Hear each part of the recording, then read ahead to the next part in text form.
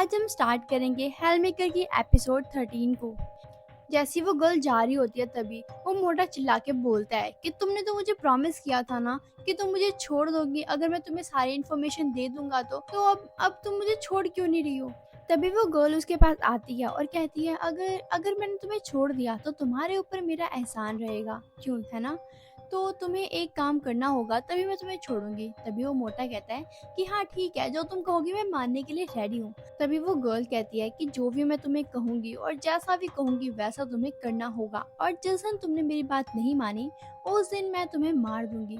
क्यों, मंजूर है ना। तभी उसके पास तो कोई और चॉइस नहीं होती है। तभी वो मान जाता है और कहता है चलो ठीक है, मैं मानूंगा, तुम्हारी हर बात मानूंगा। तभी वो लेडी अपने सारे मेंबर से पूछती है कि क्या क्या तुम लोग बिजनेसमैन को मारने के लिए रेडी हो। तभी वो सभी बोलते हैं हाँ हम रेडी हैं। उसके बाद वो गर्ल और वो सारे मेंबर्स कार में बैठते हैं उस बिजनेसमैन के पास जाने के लिए। यहाँ पे उसकी पार्टी तो एक ऐसी जगह में होती है जो कि कंट्री रेजिडेंट थी। वहाँ पे तो भाई वहाँ पे तो सारे के सारे फेमस और अमीर बंदे आए होते हैं।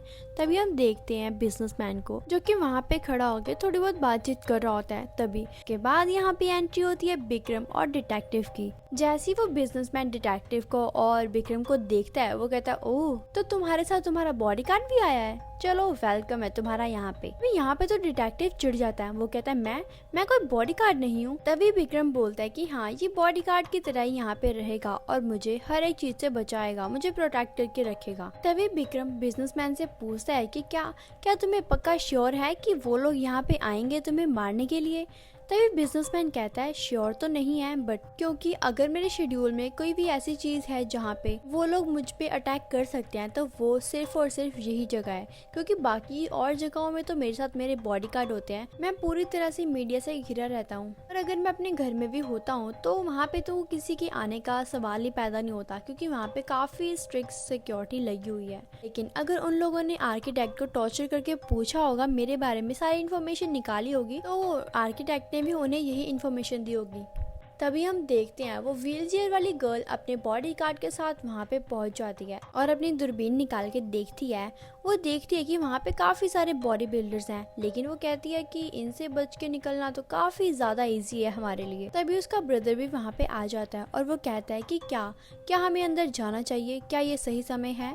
तभी वो व्हीलचेयर वाली गर्ल कहती है कि हाँ हमें अब जाने के लिए रेडी हो जाना चाहिए। एक और बात, अंदर जाके तुम किसी पे भी रहम मत करना, अगर तुम्हारे रास्ते में कोई भी रुकावट बनता है तो तुम उसको सीधा उड़ा देना, समझ आया। उसके बाद जो होगा वो मैं संभाल लूंगी, तुम उसकी टेंशन मत लो। उसके बाद वो कार से निकलता है और उस बॉडीगार्ड के पास जाता है और वो बॉडीगार्ड उसे मना करता है। वो कहता है तुम अंदर नहीं जा सकते, तुम सिर्फ और सिर्फ इनविटेशन से ही अंदर जा सकते हो। अभी वो लड़का तो काफी ज्यादा तेज होता है, वो कहता है रुको मेरी जेब में कुछ तो है। जैसे वो अपनी जेब से चाकू निकालता है और उस बॉडीगार्ड की गर्दन को काट देता है और आगे जाके सेम वो ऐसा ही करता है, एक दूसरे बॉडीगार्ड को भी सेम तरीके से मार देता है। तभी वो अपनी टीम वालों को इशारा करता है कि अब रास्ता खाली है और तुम कार लेके अंदर आ सकते हो। तभी वो व्हील चेयर वाली गर्ल अपने सभी मेंबर्स को अंदर जाने का इशारा करती है। तभी दो ब्लैक वैन वहाँ पे अंदर जाती हैं और जैसे वो ब्रेक लगाते हैं तो यहाँ पे बिजनेसमैन को सारी आवाज पता लग जाती है। तभी उस कार से काफी सारे गुंडे निकलते हैं और तभी वो व्हील चेयर वाली गर्ल वॉकी टॉकी निकालती है और कहती है लेडीज एंड जेंटलमैन, अगर आप अपनी जान बचाना चाहते हो तो दीवार की साइड अपना मुंह कर लो और वहीं पर खड़े रहना। लेकिन कोई भी उसकी बात को सीरियस नहीं लेता है। लेकिन यहाँ पे बिजनेसमैन ने उन सभी को नोटिस कर लिया था और उसे समझ आ चुका था कि ये वही पर्सन है जिनका हम वेट कर रहे थे। अभी यहाँ पे बिजनेसमैन सोचता है कि मुझे यहाँ से चले जाना चाहिए, लेकिन तभी वो व्हीलचेयर वाली गर्ल दोबारा से अनाउंस करती है लेडीज एंड जेंटलमैन, आपके लिए लास्ट वार्निंग है, अगर आप अपनी जान बचाना चाहते हो तो वॉल की तरफ अपना मुंह कर लो और बिल्कुल भी देखना मत। लेकिन अभी भी कोई भी उसको सीरियस नहीं ले रहा होता, सभी उसको इग्नोर करते हैं। तभी एकदम से बिजनेसमैन को एक आवाज आती है। वहाँ पे उस गुंडे ने एक पर्सन को बेसबॉल मार के नीचे गिरा दिया होता है। तभी वो गुंडा एकदम गुस्से में आ जाता है और कहता है अगर तुम लोगों ने अभी भी मेरी बात नहीं सुनी तो जैसा मैंने इसका हाल किया है मैं तुम सभी का ऐसा हाल कर दूंगा, नहीं तो फटाफट जाओ और वॉल की साइड अपना फेस कर लो। तभी यहाँ पे सारे डर जाते हैं और इधर उधर भागने लग जाते हैं। यहाँ पे वो गुंडा बिजनेसमैन का नाम लेके उसे बुलाता है। यहाँ पे तो विक्रम और डिटेक्टिव भी वॉल की तरफ फेस कर लिए होते हैं क्योंकि वो लोग इन चीज़ों में इन्वॉल्व नहीं होना चाहते थे। तभी डिटेक्टिव कहता है कि ये अलायंस वर्थ इट नहीं है, यहाँ पे तो काफी सारे गुंडे हैं और हम दोनों मिलकर भी उन्हें नहीं हरा सकते। इस बात से तो विक्रम भी एग्री करता है। वो कहता है हाँ यार, ये तो सही कहा तुमने। यहाँ पे वो सारे गुंडे उस बिजनेसमैन को सपोर्ट कर लेते हैं और कहते हैं क्या तुम ही हो ना वो। यहाँ पे बिजनेसमैन बिल्कुल भी नहीं घबराता और कहता है ओह क्या बात है, तुमने तो मुझे पकड़ लिया, ये तो काफी शर्म की बात है मेरे लिए, और अपने हाथ ऊपर कर लेता है। तभी वो गुंडों का लीडर व्हीलचेयर वाली गर्ल को पूछता है बिजनेसमैन तो हमारे सामने खड़ा है और अब तुम मुझे बताओ कि इसका करना क्या है। क्या हम इसे पकड़ के तुम्हारे पास लेकर आए या हम इसे यहीं पे खत्म कर दें।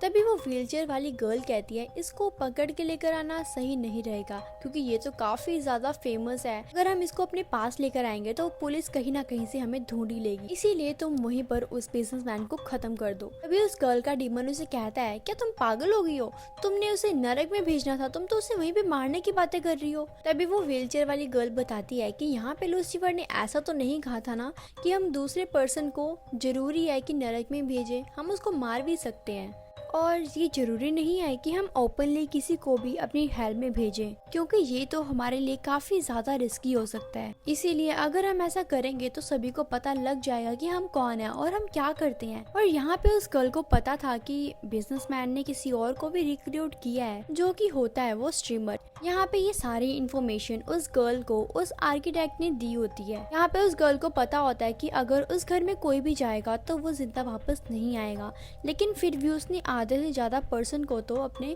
उस घर में भेज दिया होता है। और यहाँ पे वो गर्ल अपनी दूरबीन से सब कुछ देख रही होती है। तभी उसका डीमन उसे बोलता है देखो चाहे तुम जो मर्जी करो, लेकिन मुझे नरक से चीखने और चिल्लाने की आवाजें आने चाहिए। मुझे चाहिए कि पूरा नरक तुम भर दो, और तुम कैसे करोगे ये मुझे नहीं पता, बट तुम्हें करना होगा।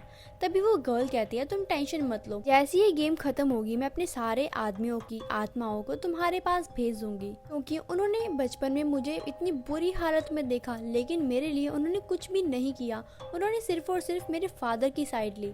इसलिए अभी हम यहाँ पे देखते हैं बिजनेसमैन को, जो कि काफी जोर जोर से हंस रहा होता और कहता है मुझे तो ऐसा लग रहा है कि यहाँ पे सारे मेंबर्स इकट्ठे हो चुके हैं और अब पार्टी शुरू होने वाली है। वहाँ पे उन गुंडों का लीडर कहता है क्या हो गया तुम्हें, तुम पागल वागल तो नहीं हो।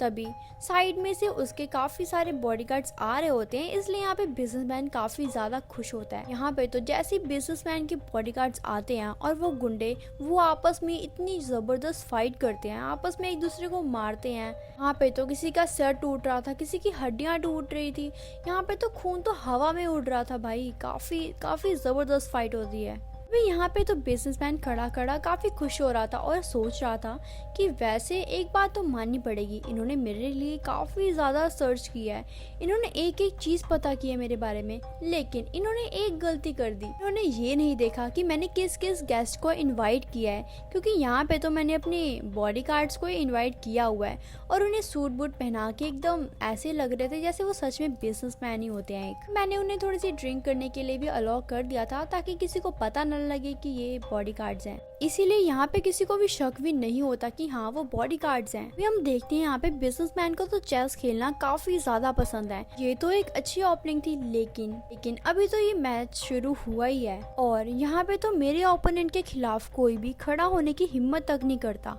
अगर मैंने ऐसा किया है तो देखते हैं कि वो नेक्स्ट मूव क्या करेंगे। हम देखते हैं वो गुंडों का लीडर वॉकी टॉकी की हेल्प से उस व्हीलचेयर वाली गर्ल को बताता है कि यहाँ पे उसके बॉडीगार्ड्स ने हमें पूरी तरह से घेर रखा है, इसीलिए मुझे तुम्हारी हेल्प चाहिए। तभी वो कहती है टेंशन मत लो, मैं वहाँ पे रीइंफोर्समेंट को भेज रही हूँ। और तभी वो अपने डीमन को कहती है कि मुझे, इसी के साथ वो अपने डेविल को कहती है कि अगर तुम उसका सर मेरे पास ले आओगे तो मैं तुम्हारी नरक को पूरी तरह से भर दूंगी। तभी उसका डीमन वहाँ से निकलता है और उस बिजनेसमैन की तरफ जाने लग जाता है कि आखिरकार वही तो उसका टारगेट होता है। लेकिन यहाँ पे जैसे बिजनेसमैन का बॉडीगार्ड देखता है कि वो डीमन उसके पास जा रहा है तो वो बॉडीगार्ड उसके पास चिल्लाते हुए जाता है और उसको मारने लग जाता है, लेकिन वो डीमन एक पंच मारता है और उस बॉडीगार्ड को मार देता है। यहाँ पे व्हीलचेयर वाली गर्ल के डीमन की पावर ये होती है कि वो किसी की भी बॉडी में जा सकता है, लेकिन वो सोचता है कि यार ये इसकी बॉडी तो खराब हो चुकी है तो क्यों ना इसको पूरी तरह से खत्म कर दिया जाए। तभी वो हथौड़ा लेता है और उसके सिर पे जोर से मारता है। तभी वो डीमन सोचता है कि अब मुझे किसी और की बॉडी में एंटर हो जाना चाहिए, तभी मैं उस बिजनेसमैन को मार सकूंगा।